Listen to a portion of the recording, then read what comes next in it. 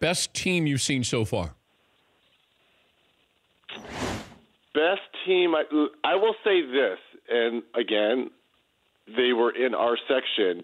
I think it's going to come down to defense, and you've got to have great guard play. And Cassius Winston for Michigan State and Xavier Simpson, they don't get a lot of pub, even though Cassius Winston was Big Ten Player of the Year.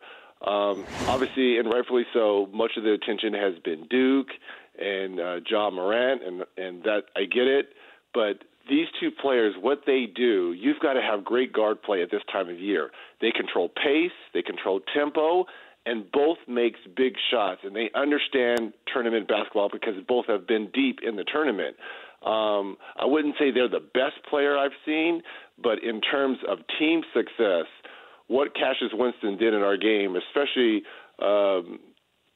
when they started to make a run on them, and he went on a 9-0 run personally himself, Cassius Winston has looked fantastic for Michigan State. You ever been yelled at like Izzo did to his freshman? Yes.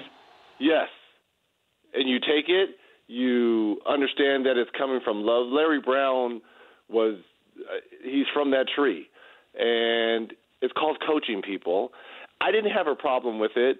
And apparently, if you read some of the comments, from former players, that's what Coach Izzo is. I know people don't like it, but what about Rick Barnes shoving his player out of the way? I mean, that's what these coaches do. I get it. People think there's other ways of coaching too.